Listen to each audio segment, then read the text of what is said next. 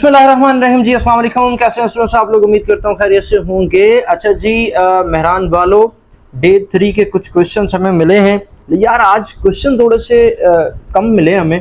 अच्छा जी, एक वजह ये भी है कि थोड़ा सा आज मैं मसरूफ़ था तो आज इस वर्किंग थोड़ी नहीं कर पाए, लेकिन फिर भी कुछ क्वेश्चन हमें मिले। जो मिले मैं उनका एक लेक्चर आपको दे रहा हूँ और उसके मैंने सॉल्व भी कर लिए हैं। एक दो क्वेश्चन हैं मैथ्स के हमेशा की तरह जो मैंने सॉल्व नहीं किए वो अब मैंने लिख दिए हैं। आप अपने किसी भी टीचर से सॉल्व करा लीजिएगा। तो जनाब शुरू होते हैं इंग्लिश से। इंग्लिश में पहले तो साइनों के कुछ क्वेश्चन हमें मिले। सबसे पहला था जनाब तसादुम कोलिजन, यानी तसादुम तो नहीं था, कोलिजन था, जिसका मैंने उर्दू मीनिंग लिखा है कि इसको टकराव भी कहते हैं, इसका तसादुम भी कहते हैं। इसके कुछ जो साइनों मिले वो कौन कौन से हैं? Crash, impact, smash. अच्छा ये वाला ज़्यादा होगा ना। Bump, clash, hit, confrontation, bang, strike, accident, ये सारे कुछ भाई मैंने नेट से लिए ताकि आपको इधर उधर जाने की ज़रूरत ना पड़े। तो ये सारे हैं, इनमें से देख लीजिएगा, एक दफ़ा इसको रीड कर लीजिएगा। मे भी अगर क्वेश्चन रिपीट होता है तो सो मे। ओके, एक और क्वेश्चन आया था जिसे कहते हैं कंपाइल। कंपाइल का मतलब होता है मुरत्तब करना, यानी ठीक करना, यानी पूरी चीज़ों को एक जगह से सेट करना ना। तो उसके अंदर उसका असेंबल भी कहते हैं, कलेक्ट भी कहते हैं, गैदर भी कहते हैं, एक्यूमुलेट भी कहते हैं, एग्रीगेट भी कहते हैं। और आप लोगों का मेहरान का भी तो एग्रीगेट बना रहे होगे ना आजकल आप। कोलेट भी कहते हैं, अमास भी कहते हैं, एंड देयर आर 2 और 3 वर्ड्स मोर। ठीक है। सो जनाब एक क्वेश्चन और था जो था सिंपैथी, राइट। सिंपैथी जो थी लाइक जिसे कह सकते हैं हमदर्दी। ठीक है जी, हमदर्दी का जो क्वेश्चन आया वो कौन सा क्वेश्चन था जी? लाइक कंपैशन, ओके जी, अंडरस्टैंडिंग, एम्पैथी, पिटी, कॉन्डोलेंस, ये सारे 4-5 अल्फाज जो हैं 6-7 मैंने लिख दिए हैं। इसमें से सारे जो है ना वो इसके सैनो हैं, तो देख लीजिएगा, इसमें जो आसान आसान होंगे वो देख लीजिएगा। ठीक है। ओके, एक और है कंफर्मिटी, मुताबकत रखना, यानी दूसरे के साथ मिलना। ठीक है। तो उसके भी कुछ आपके पास थे, compliance, adherence, obedience, accordance, agreement, consistency, ये सारे कुछ इसके सेनो मिले। ठीक है। जो अच्छा ये मैंने ऑप्शन से, तो ये ऑप्शन का पैटर्न बना हुआ है, वरना ये बहुत सारे क्वेश्चन थे जो नीचे मैंने लिख दिए ताकि कोई भी आ सकता है। ठीक है। एक और है जो अलग है कंजर। कंजर का मतलब है जादू करना। ठीक है। अब आपके पास इसके भी कुछ वर्ड्स हैं आपके पास, bring to mind, envision, imagine. ठीक है। There are the number of words that के जो इसके हैं। तो ये कुछ क्वेश्चंस हमें मिले थे, कुछ इंग्लिश के साइनों में से मिले थे। अच्छा जी, फिर उसके बाद आगे चलते हैं। तो एक क्वेश्चन आया था टेक्स्ट बुक में से कि जी वाइसराय ऑफ इंडिया, ये मैंने गलत लिख दिया, इफ नहीं होगा ऑफ होगा। लेट वाइसराय ऑफ इंडिया किसने लिखा है? जनाब लॉर्ड माउंटबेटन। ठीक है। ओके जी, सॉरी बुक नहीं है, बल्कि आई एम सॉरी, इसका मतलब लेट वाइसराय ऑफ इंडिया कौन था? तो लॉर्ड माउंटबेटन था। ठीक है। ओके जी, एक क्वेश्चन था ग्रामर का जो कि इसमें सेंटेंस आपने फिल करना था कि द ट्रेन जो है वो डैश बोगी, यानी ट्रेन जो है वो किस चीज़ से बनी हुई है, बोगी से कैसे जुमला सेट करना है। तो the train is made up of the bogies. ठीक है, ये जुमला इसका करेक्ट ऑप्शन था। ओके जी, so back to the physics जनाब। मेन चीज़ तो यह है फिजिक्स, है ना, हमारे लिए मेन चीज़ ये है। Dimension of the acceleration is, okay, ये रीडायमेंशन क्या? LT-2। मैं पूरी सॉल्व भी करा देता हूँ, इधर देख लो, गौर से सुन लेना। एक्सेलरेशन का फॉर्मूला होता है, sorry, A is equals to V divided by T। ठीक है। V का बेस यूनिट बनेगा मीटर पर सेकंड और टाइम का बनेगा सेकंड। सेकंड को ऊपर लेके जाते हैं तो ये हो जाएगा मीटर पर सेकंड स्क्वायर। सही है। अब आप इसकी डायमेंशन फाइंड कर लें तो मीटर के लिए आ जाएगी L और टाइम के लिए आ जाएगी T, ऊपर -2 है तो लगा दें, ये बन गई। ठीक है। अच्छा जी, प्रोजेक्टाइल के पाथ को क्या कहते हैं? ट्रेजेक्ट्री कहते हैं। और ट्रेजेक्ट्री कौन सा होता है, यानी कौन सा कर्व होता है?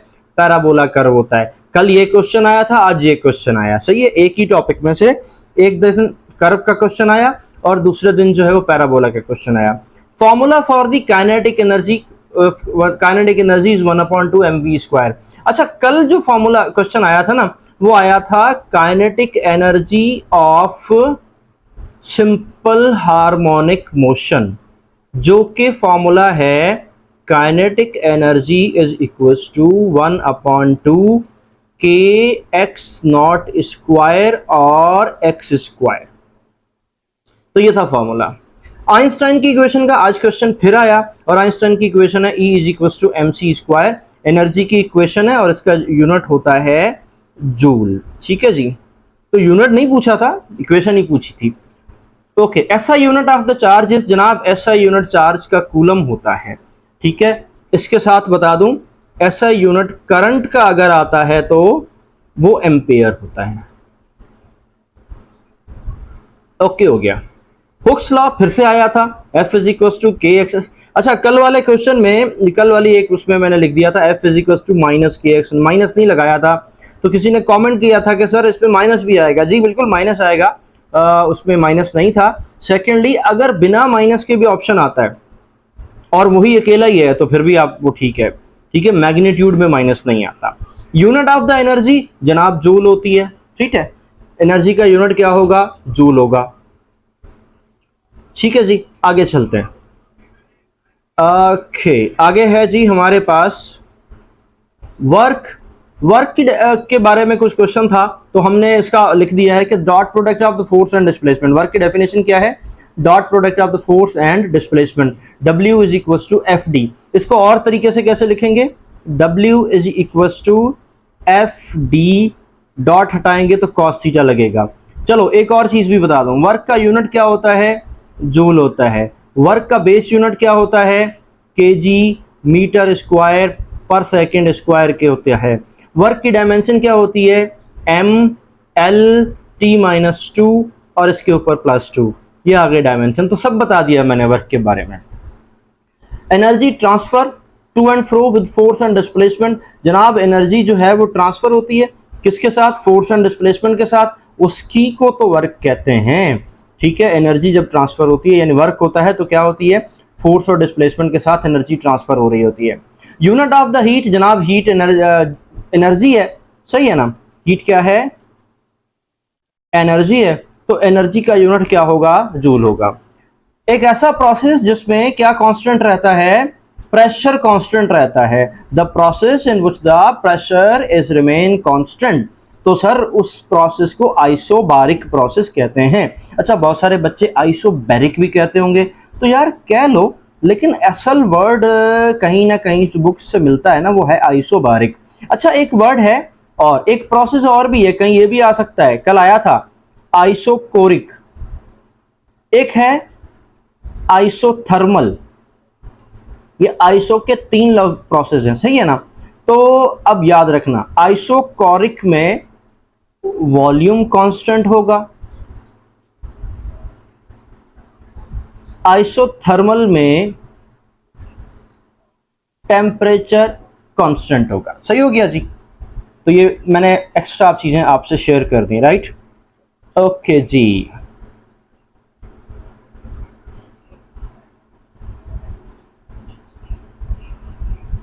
ओके आगे चलते हैं। ये दोबारा रिपीट हो गया तो मैं थोड़ा सा जल्दी से आगे जंप लगाने के जा रहा हूं। हाँ जी, इधर आ जाते हैं मैथ पर। ठीक है, तो ये थोड़ी सी रिपीटेशन हो गई थी। cos 30 डिग्री की वैल्यू क्या है जनाब? cos 30 डिग्री की वैल्यू है रेडिकल 3/2 या 0.866, ये याद रखनी पड़ेगी। Tangent inverse of 1, tangent inverse of 1 या तो 40 डिग्री के बराबर होगा, और 40 डिग्री जो है वो 45 डिग्री यानी π/4। यहां से मैं थोड़ा सा समझा देता हूं। ठीक है, 360 डिग्री पूरा सर्किल होता है, इसे हम कहते हैं 2π। ठीक है, आगे चलो, 180 डिग्री हाफ कर दो, ये बनेगा π। आगे चलो और हाफ कर दो, 90 डिग्री, ये बन जाएगा π/2। आगे चलो 45 डिग्री, ये हो जाएगा π/4। सही हो गया? तो ये कुछ ऐसा था भाई। ये क्वेश्चन कल भी आया था, 1 + cot square x is equal to cosec square x। हाँ जी, एक इक्वेशन है, कैसे आई मुझे नहीं पता, लेकिन इसका सही आंसर यही है कि एक वो equation line passing through the origin, यानी किसी भी ओरिजिन से अगर लाइन पास हो रही हो तो उसकी इक्वेशन क्या होगी, y is equal to m x. मैं इसको एक्सप्लेन नहीं कर सकता, पहले बस सॉरी कर रहा हूँ, सॉरी, ठीक है। अच्छा जी, आगे बढ़ता हूँ कि लेकिन इसका आंसर सही है, ये मैं कंफर्म बता रहा हूँ। 5 पर आ जाते हैं। 4a plus 8b is find the ए और b का रेशो फाइंड करना है। ये सॉल्व किया हुआ है, लेकिन मैं यहां अलग से थोड़ा सा सॉल्व करके देता हूं ना, ताकि समझ में आ जाए। देखो 4a इज इक्वल टू है 8b, सही है ना। तो एक काम करते हैं कि पहले तो कैंसिल करते हैं, 4 का टेबल 1 टाइम, 4 का टेबल 2 टाइम। अब ये बच गया 1a, 1a को तो मैं सिर्फ a ही लिखूंगा, चलो मैं 1 साथ लिखता हूं ताकि आपको समझ में आ जाए, और इधर आ जाएगा 2b, सही है जी। अब आगे बढ़ो, इसको 1 मिनट में सही से लिख दूं, ताकि मैंने राइटिंग बड़ी मैंने गंदी लिख दी है। सो क्या था सर हमारे पास, 4a रेशो क्या था 8b, और फिर था ये हो जाएगा 1a, ये हो जाएगा 2b। अब b को इधर ले जाओ तो ये हो जाएगा a डिवाइडेड बाय b, मतलब ऐसा ही समझाने के लिए कर रहा हूं, वरना ये बन जाएगा a रेशो b, सही है। और 1 को उधर ले जाओ तो ये हो जाएगा आपके पास 2 ratio sorry is equal to 2 ratio 1 हो जाएगा, या 2 डिवाइडेड बाय 1 हो जाएगा। इसको आप ऐसे भी लिख सकते हो कि a ratio b is equal to 2 ratio 1, सही हो गया। ये क्वेश्चन सॉल्व हो गया। आगे चलते हैं, एक क्वेश्चन और है, छोटा सा आसान सा क्वेश्चन है। देखो ये मैं मैथ भी करने लग गया हूँ, है कमाल कर दिया ना मैंने, ठीक है। तो भाई कमाल तो कोई नहीं है, बस हमने सीख के बता रहे हैं ताकि आपको जहन में आ जाए, सही है। एक वैल्यू है रेडिकल 2, उसके ऊपर पावर n है, और इज इक्वल टू है जी 64। एक काम करते हैं, दोनों तरफ ले लेते हैं स्क्वायर रूट, स्क्वायर रूट ले सॉरी स्क्वायर ले लेते हैं, तो इसका स्क्वायर रूट के साथ कैंसिल हो जाएगा, बचेगा 2 का पावर n। इधर 64 का स्क्वायर जो आएगा वो आएगा 4096। अच्छा 4096 के अगर हम फैक्टर्स लेंगे तो ये बनेगा 2 का पावर n, और इस तरह आप इसके फैक्टर्स लेना शुरू कर दोगे, ठीक है, जिसको आप कहते हैं HCF, ठीक है। आप फैक्टर्स लेना शुरू करोगे फटाफट फटाफट, तो ये एलसीएम आएगा हमारे पास 2 का पावर 12। कैलकुलेटर निकाल के 2 का पावर 12 करके देख लो, यही आंसर आएगा 4096, ठीक है। तो भाई बेसिस सेम हो गए, इसका मतलब ये हुआ कि n की वैल्यू क्या हो गई, n इज इक्वल टू 12। यही तो पूछा था कि n की वैल्यू बताओ, सही हो गया। अच्छा जी, एक आपके पास मैट्रिक्स गिवन है, और ठीक है स्क्वायर मैट्रिक्स है, इसका आपको इनवर्स फाइंड करना है।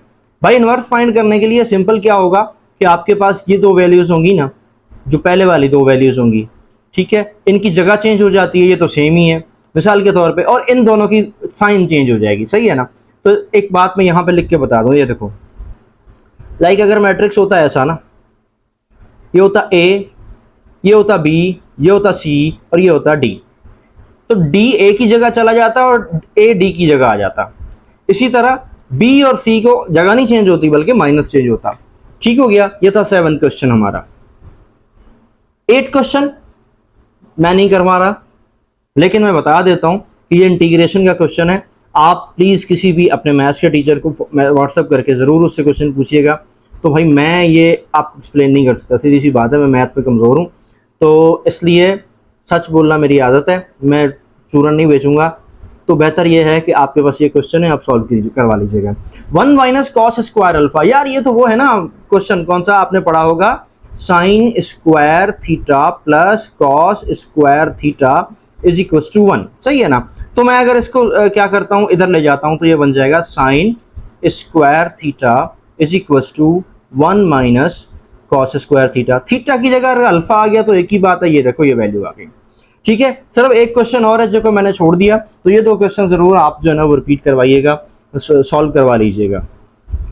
चलो जी केमिस्ट्री पे चलते हैं। जलो मिथाइल क्या होता है जनाब, वीक बेस होता है। डाइक्लोरोमीथेन का फॉर्मूला ये आपके पास आ गया CH2Cl2। Formula of ethyl chloride C2H5Cl, ठीक है। फॉर्मूला ऑफ सल्फ्यूरिक एसिड, यार ये तो सबको याद होगा, H2SO4, सही हो गया जी। आगे बढ़ें, the energy required to eject out the electron from the outermost shell, इसको कहते हैं आयोनाइजेशन एनर्जी। ये मैं समझा दूं, देखो मानो ये आपके पास है जी इसका न्यूक्लियस, और ये पहला शेल, ये दूसरा शेल, और ये तीसरा शेल, सही है। मानो ये है जी आपका आउटर मोस्ट शेल, इसमें से इलेक्ट्रॉन निकालने के लिए जो एनर्जी चाहिए उस एनर्जी को कहते हैं आयोनाइजेशन एनर्जी। क्यों भाई? क्योंकि इलेक्ट्रॉन निकलेगा तो एटम आयोनाइज हो जाएगा, तो इसीलिए इसको हम आयोनाइजेशन एनर्जी कहते हैं। अल्कीन को अगर हाइड्रोजिनेट करा दें, यानी हाइड्रोजन से रिलेशन करा दें, यानी यहां पर है अल्कीन, अल्कीन को अगर हम हम प्लस कर दें, उसके अंदर कोई भी अल्कीन है उसके अंदर एक हाइड्रोजन बढ़ा दें, हाइड्रोजिनेशन करा दें, तो क्या हो जाएगा? ये अल्केन बन जाएगा। ओके जी। सल्फर का फॉर्मूला जनाब एसिड है, ठीक है। H2 is the example of, H2 मतलब क्या? हाइड्रोजन गैस की, हाइड्रोजन मॉलिक्यूल की बात कर रहा है। एग्जाम्पल ऑफ, अच्छा जी अब हमें नहीं पता कि ऑप्शन क्या थे, लेकिन एग्जाम्पल में बॉन्ड्स का पूछा था, ठीक है, तो हमने लिख दिया कि जनाब एक नेचर इसकी है कोवलेंट बॉन्ड की, और अगर सिंगल डबल ट्रिपल में से पूछेंगे तो जनाब H2 में सिंगल बॉन्डिंग होती है।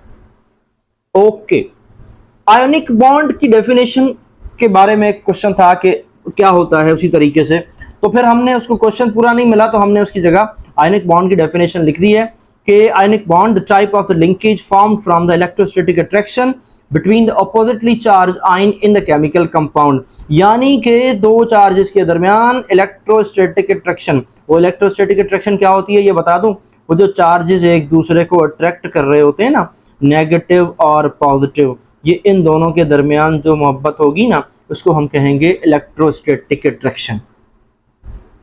आगे चलते हैं, एक क्वेश्चन और है हमारे पास, ठीक है, और वो क्वेश्चन है जी इक्विलिब्रियम का, ठीक है। इक्विलिब्रियम का जो क्वेश्चन है वो क्वेश्चन क्या है सर? वो क्वेश्चन है कि इक्विलिब्रियम किसे कहते हैं, ठीक है।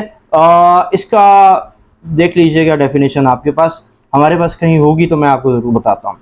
अच्छा जी, इस बार सारा मसला आगे पीछे हो गया है। ये देखो फिजिक्स के क्वेश्चन यहाँ पर भी आ रहे हैं। ये भी क्वेश्चन आया था, रेट ऑफ डूइंग वर्क किसे कहा जाता है? Rate of doing work is called power. तो कोई बात नहीं, आगे पीछे हैं तो भाई अब कोई बात नहीं, जल्दी में ऐसा ही होता है, सही है। वैक्यूम में, खाली जगह में लाइट की स्पीड कितनी होती है? बस थोड़ी सी होती है, 3 × 10⁸ मीटर पर सेकेंड। दिस थोड़ी सी इज कॉल्ड 1 2 3 4 5 6 7 8, ये कोई 30 करोड़ मीटर पर सेकंड बनती है एक सेकंड में, यानी लाइट एक सेकंड में 30 करोड़ मीटर चलती है। ठीक हो गया जी, ये क्वेश्चन आ गया। बाकी क्वेश्चन, ये वाला कल का क्वेश्चन है, ये वाला कल का क्वेश्चन है, ये मैं आपसे शेयर नहीं कर रहा, ये मैंने कल करवा दिया। लिख लो कि candela is the unit of luminous intensity, path of the projectile is parabola होता है, ये ऊपर हम पढ़कर आए हैं। ओके जी, सो आई थिंक क्वेश्चंस हमारे कंप्लीट हो गए। सो कुछ क्वेश्चन है, कोई बात करनी हो जरूर आप मैसेज करके पूछिएगा, ठीक है। हाँ जी, एक क्वेश्चन और है जो कि किसका था? आइसोमर्स का, राइट। आइसोमर्स किसे कहते हैं?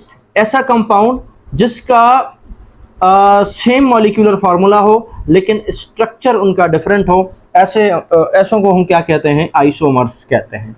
तो सर ये थे हमारे आज के क्वेश्चंस। अब मेरा ख्याल है आगे क्वेश्चन नहीं होंगे, गड़बड़ नहीं होगी। सो ये वाले क्वेश्चंस नहीं है, तो फाइल में थोड़ी सी आज मिसमैनेजमेंट हो गई थी, उसके लिए मैं एक्सक्यूज़ कर रहा हूँ। बस आप अपने फ़िलहाल क्वेश्चन से मतलब रखो, मैनेजमेंट की ऐसी की तैसी बाद में देखेंगे, ठीक है जी। थैंक यू सो मच, ठीक है जी, दुआ में याद रखिएगा। अल्लाह हाफिज़ नासिर।